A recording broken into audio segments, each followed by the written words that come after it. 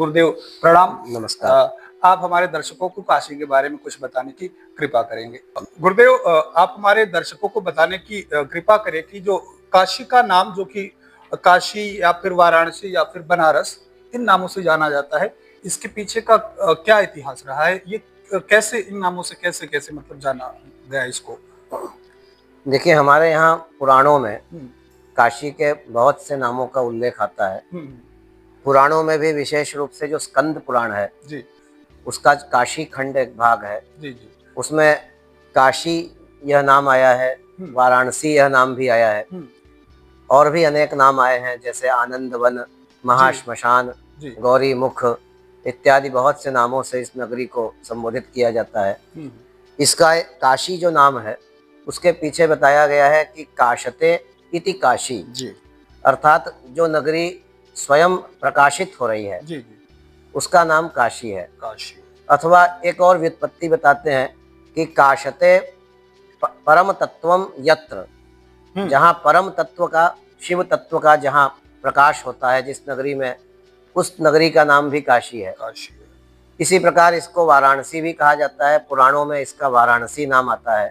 जी वाराणसी शब्द की भी अनेक प्रकार की व्युत्पत्तियां हमारे विद्वान लोग प्रदान करते हैं। कुछ लोग ऐसा बताते हैं कि वरुणा और नदी, वरुणा और असी, इन दोनों नदियों के बीच में होने से इसका नाम वाराणसी है। वाराणसी। पुराणों में यही उल्लेख मिलता है कि वरुणा जिसको हम लोग कहते हैं, वास्तव में इसका जो शुद्ध उच्चारण है वो वरणा है।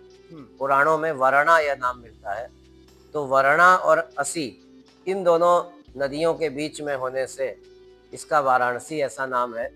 इसके अतिरिक्त आनंद वन यह नाम मिलता है पुराणों में, क्योंकि आनंद देने वाला जो वन है, आनंद हमारे यहाँ परमात्मा को कहते हैं, परब्रह्म का ही एक नाम आनंद है। आनंदो ब्रह्मेति व्यजानात, ऐसा उपनिषदों में कहा गया। इसलिए परम आनंद को देने वाली जो नगरी है, अर्थात परब्रह्म को प्रदान करने वाली जो नगरी है, मुक्ति देने वाली जो नगरी है, वह काशी है। क्योंकि काश्याम मरणान मुक्ति, ये हमारे पुराणों में जगह जगह आता है।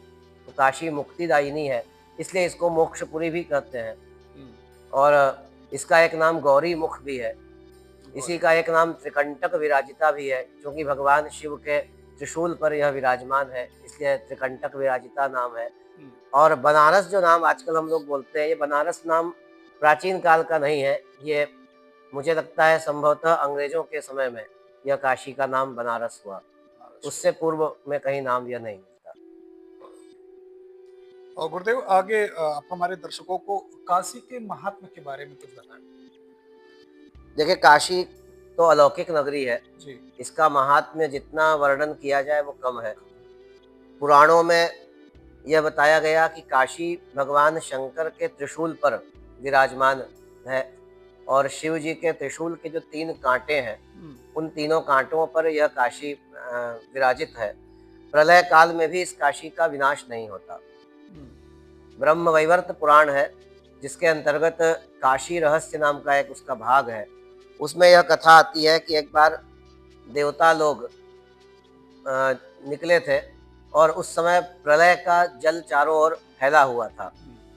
तो उस समय देवताओं को प्रलय के जल में कुछ ऐसा, समुद्र के का जल चारों ओर था, उस जल से कुछ ऐसा ऊपर उठा हुआ कोई एक भाग दिखाई दिया।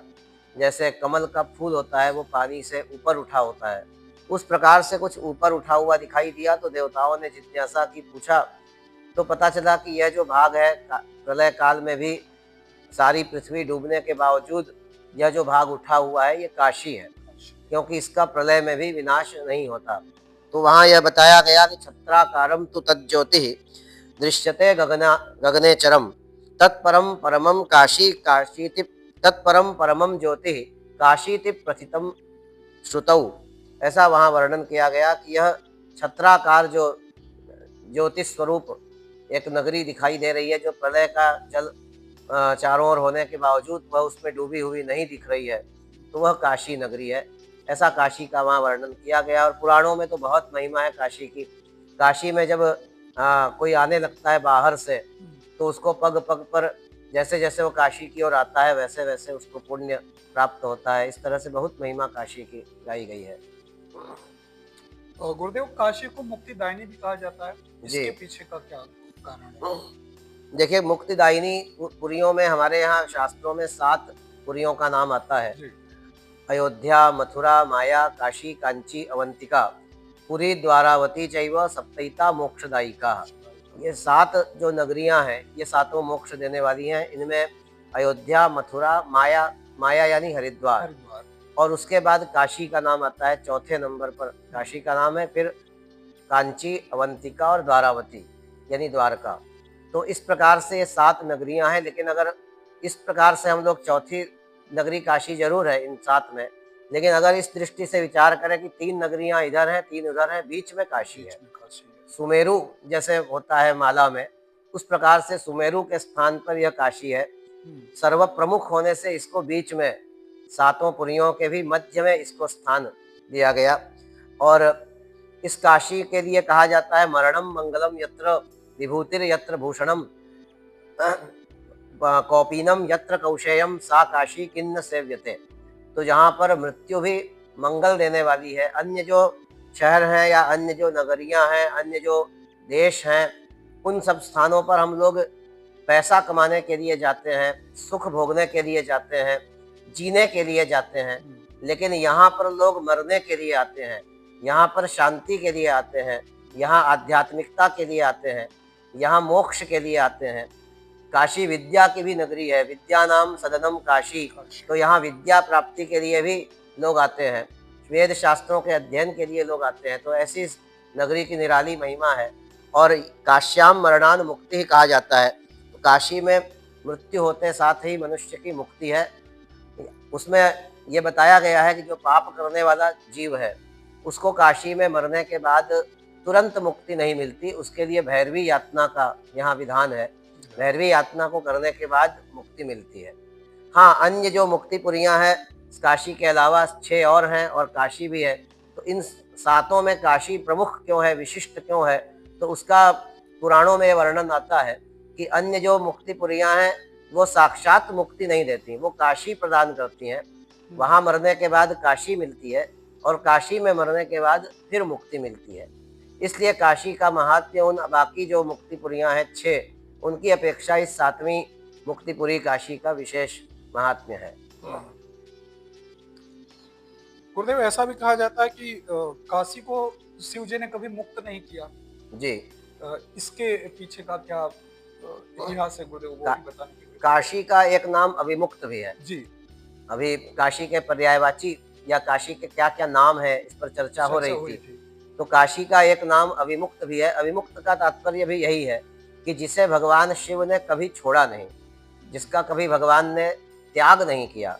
एक कथा आती है काशी खंड में कि एक बार काशी में अकाल पड़ा, और उस अकाल को दूर करने के लिए ये देवताओं ने तय किया, निर्णय लिया कि दिवोदास नाम का एक राजा था, उसका यदि काशी में शासन होगा तभी काशी की मुक्ति, अकाल से मुक्ति हो सकती है, अकाल यहाँ का जा सकता है।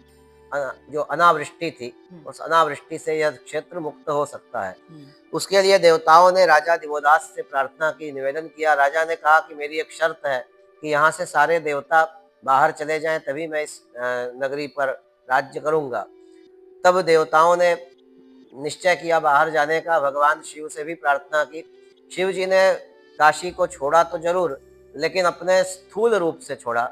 सूक्ष्म रूप से भगवान काशी को स्थूल रूप से छोड़ने के बावजूद सूक्ष्म रूप से शिव जी काशी में ही रह गए, और इसीलिए काशी का उस समय एक नाम अविमुक्त हो गया। यहाँ पर अविमुक्तेश्वर का मंदिर भी है, काशी में लिंग भी है। वो लिंग उसी समय स्थापित हुआ जब राजा दिवोदास के कहने पर शिव जी को जाना पड़ा, लेकिन सूक्ष्म रूप से भगवान यहाँ रह गए, अविमुक्तेश्वर नाम से यहाँ रह गए। इसलिए इस नगरी का एक नाम अविमुक्त है। इसको कभी भगवान छोड़ते नहीं है, इसलिए इसका अविमुक्त नाम कहा जाता है। कहीं कहीं अविमुक्त की यह भी व्युत्पत्ति आती है कि अवि यानी जो बंधन में पड़े हुए जो जीव हैं या जो हमारे पाप हैं, उन पापों को अवि कहा जाता है। उससे जो मुक्ति देने वाली जो नगरी है उसको काशी कहते हैं। ऐसा भी कहीं कहीं काशी अविमुक्त की व्युत्पत्ति आती है। जी। गुरुदेव, काशी की बात हो और गंगा जी की बात न हो तो वो भी जी अधूरी है। तो आप दर्शकों को ये बताने की कृपा करें कि गंगा की उत्पत्ति जी कैसे हुई और कब हुई? हमारे यहाँ पुराणों में जो कथा आती है, श्रीमद् भागवत आदि पुराणों में, कि एक बार सगर नाम का एक राजा था, जी। जिसके 60,000 पुत्र थे और राजा सगर ने अश्वमेध यज्ञ किया। हुँ। उस अश्वमेध यज्ञ को यदि राजा पूर्ण कर लेता, क्योंकि वह राजा का 100वां अश्वमेध यज्ञ था, और हमारे यहाँ एक पुराणों में एक मान्यता है कि 100 अश्वमेध यज्ञ जो पूर्ण कर लेता है, हुँ। वो इंद्र पद के योग्य हो जाता है। जी। तो इंद्र ये नहीं चाहते थे कि इनका 100वां यज्ञ पूर्ण हो, इसलिए इंद्र ने राजा के यज्ञ का घोड़ा चुरा करके एक कपिल नाम के मुनि थे, जो समुद्र के पूर्वी तट पर जी। तपस्या कर रहे थे, जमीन के अंदर बैठ करके तपस्या कर रहे थे। तो उनके आश्रम में वो घोड़ा छिपा दिया। राजा सगर के 60,000 पुत्र थे, बड़े पराक्रमी थे। वो घोड़ा खोजते हुए वहाँ आए और कपिल ऋषि को ही चोर समझ बैठे। कपिल ऋषि के शाप से वो सब भस्मीभूत हो गए वहीं पर।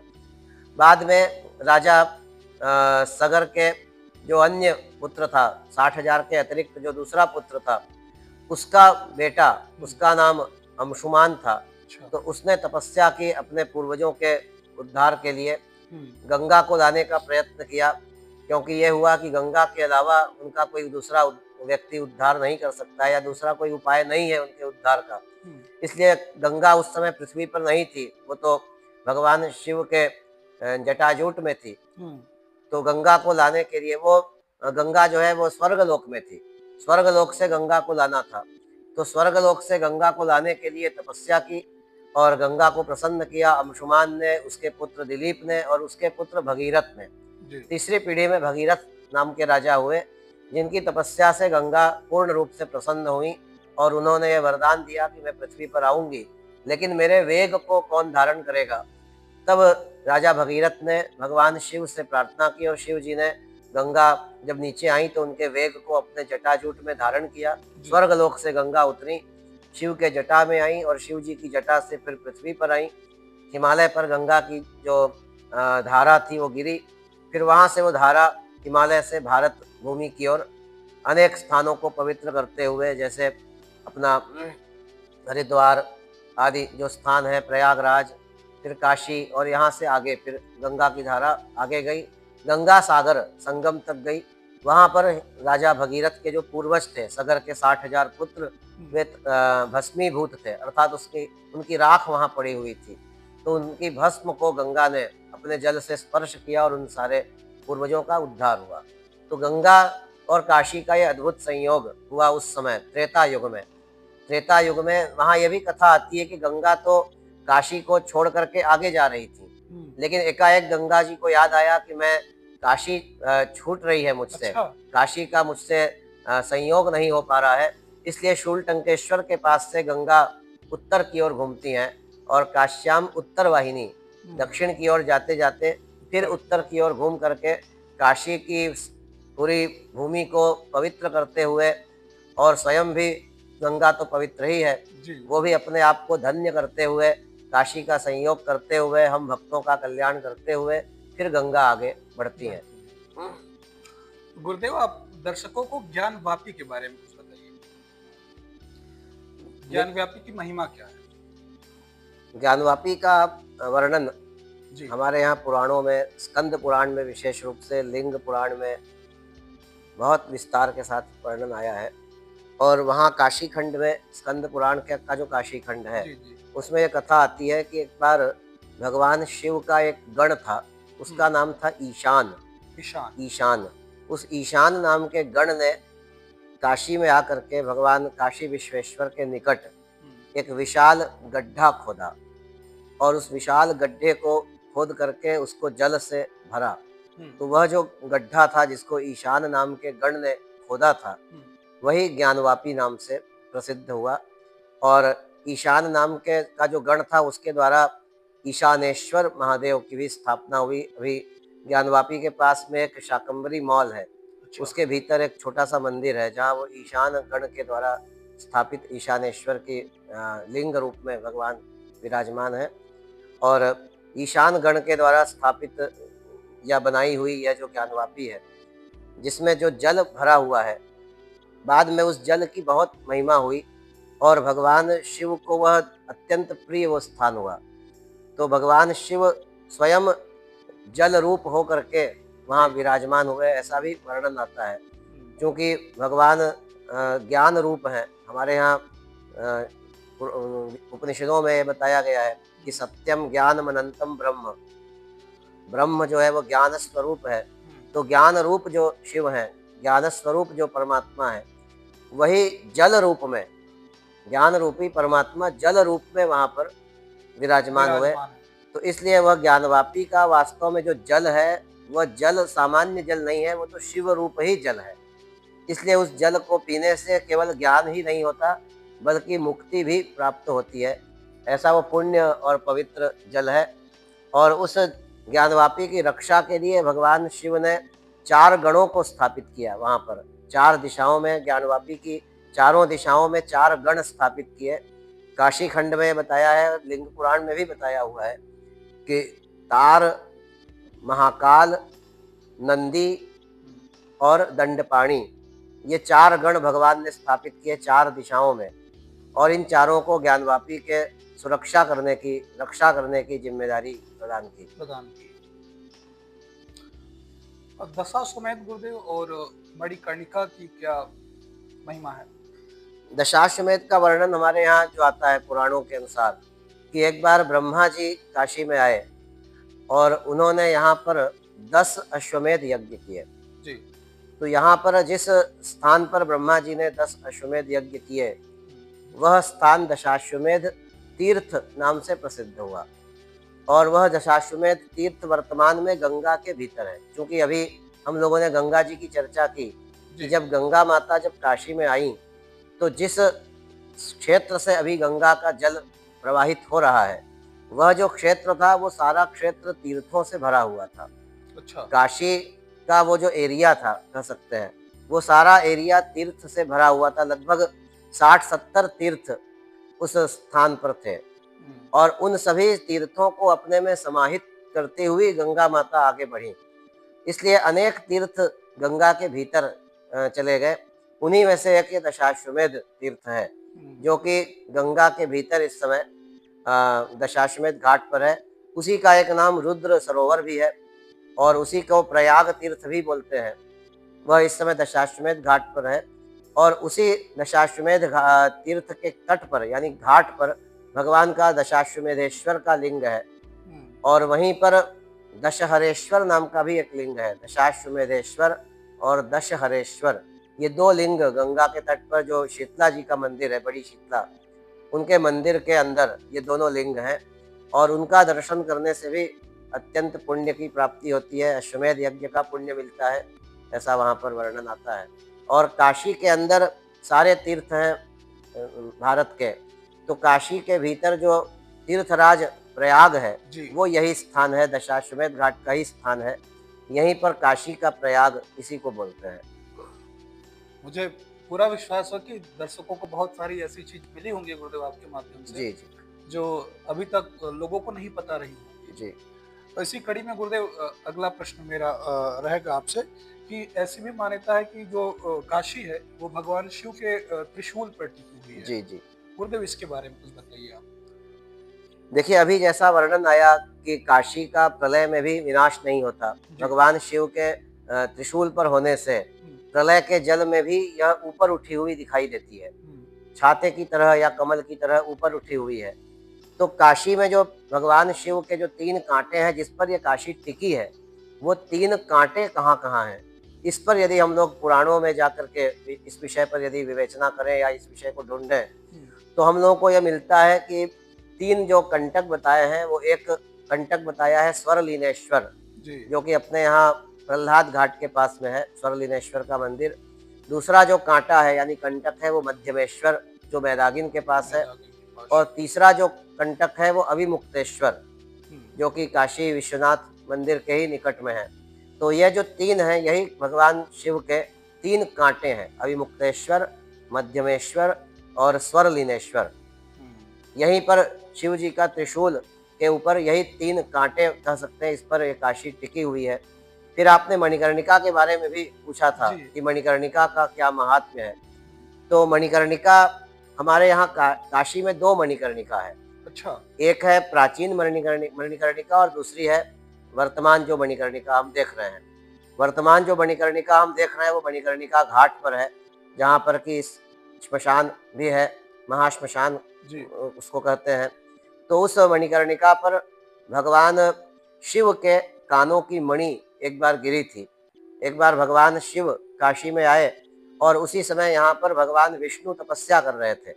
ऐसा पुराणों में जो जी। कथा आती है। तो भगवान विष्णु की तपस्या से प्रसन्न होकर के शिव जी ने अपने मस्तक को थोड़ा हिलाया, तो शिव जी के मस्तक से दो मणियां गिरी और वही ये मणिकर्णिका तीर्थ हुआ, जिसको हम वर्तमान में देख रहे हैं। इसके अलावा एक प्राचीन मणिकर्णिका तीर्थ है जो कि केदार घाट पर है, जिसको हम लोग गौरी तीर्थ या केदार तीर्थ नाम से भी या हंस तीर्थ भी उसका प्राचीन नाम मिलता है, उस नाम से भी संबोधित करते हैं। उसका हमारे यहाँ पुराणों में प्राचीन नाम आदि मणिकर्णिका या प्राचीन मणिकर्णिका इस नाम से वो मिलता है। और वहाँ पर माता पार्वती के कानों की मणि गिरी थी, इसलिए उसको प्राचीन मणिकर्णिका बोलते हैं। वो अभी भी केदार घाट पर आप कुंड के रूप में उसको देख सकते हैं, गौरी कुंड के रूप में वहाँ पर वो विद्यमान है। तो धन्यवाद गुरुदेव, आपने बहुत अच्छे तरीके से मणिकर्णिका और दशाश्वमेध के बारे में दर्शकों को बताया।